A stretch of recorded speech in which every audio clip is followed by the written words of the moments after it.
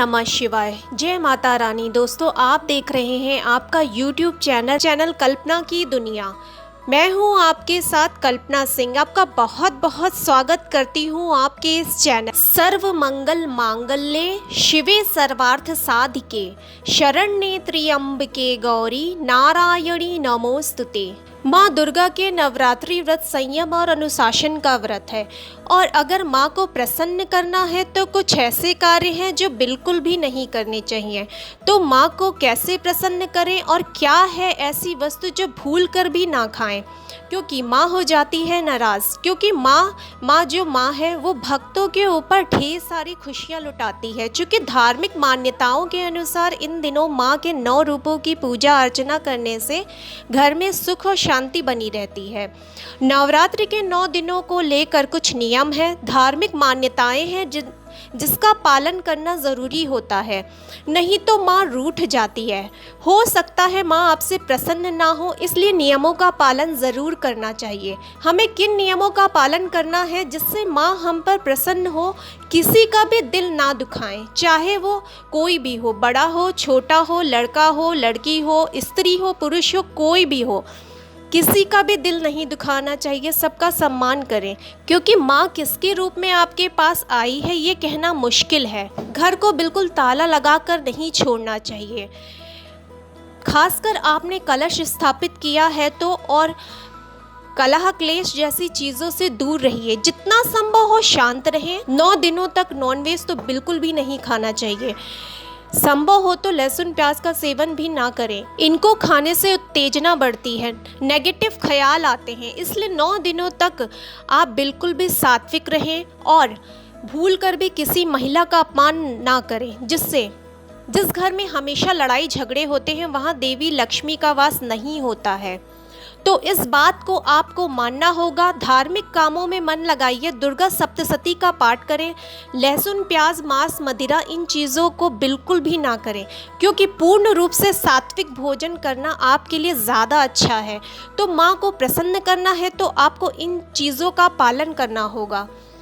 आपसे कोई ज़बरदस्ती नहीं है, पर अगर आप माँ का आशीर्वाद लेना चाहते हैं, आप माँ को प्रसन्न करना चाहते हैं, तो इनका पालन करना आवश्यक हो जाता है। अगर आप व्रत रखते हैं तो इन दिनों दाढ़ी मूछ बाल ये सभी पूजा के समय यानी कि इन 9 दिनों में मत कटवाइए। आप पहले से फ्रेश हो जाइए। आप बाद में करवा सकते हैं, कोई दिक्कत नहीं है, लेकिन जब तक आपके घर में कलश स्थापित हुआ है तब तक मत करिए। 9 दिनों तक नाखून भी नहीं काटना चाहिए। इस बात का आपको ध्यान रखना होगा कि अगर आप अखंड दीपक जला रहे हैं तो घर को खाली छोड़कर ना जाएं। गंदे और बिना धुले कपड़े पहनने से बचिए। अगर आप व्रत रखते हैं नवरात्रि के दिनों में नारियल फोड़ना नहीं चाहिए। अगर फूटा हुआ नारियल मिल जाए तो आप उसका इस्तेमाल कर सकते हैं, क्योंकि महाअष्टमी के दिन ही नारियल फोड़ा जाएगा, उसके पहले हमें नहीं फोड़ना चाहिए। ये बलि का प्रतीक होता है। और इन दिनों तक पान भी मत खाइए। 9 दिनों तक माता को पान का भोग लगता है, इसलिए अगर आप माँ को मानते हैं तो पान मत खाइए। समुद्री नमक भी नहीं खाना चाहिए। नींबू खा तो सकते हैं पर उसे काट नहीं सकते हैं। जिसने व्रत रखा है वो नींबू नहीं काट सकता है, क्योंकि नींबू बलि का प्रतीक होता है। इन दिनों खासकर महाअष्टमी के दिन किसी को भी पैसा नहीं देना चाहिए।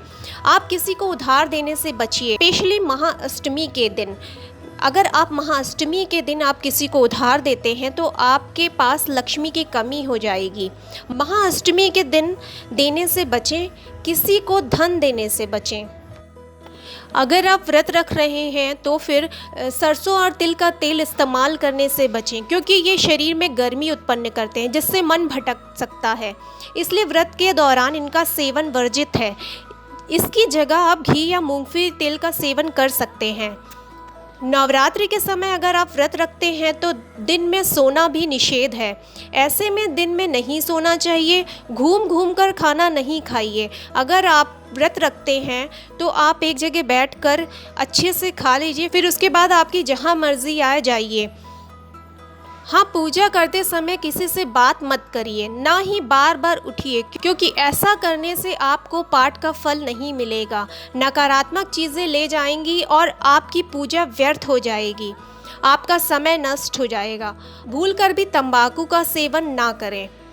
इस दौरान शराब या किसी भी प्रकार का नशा करने से माता रूठ जाती है और व्रत का फल नहीं मिलता है।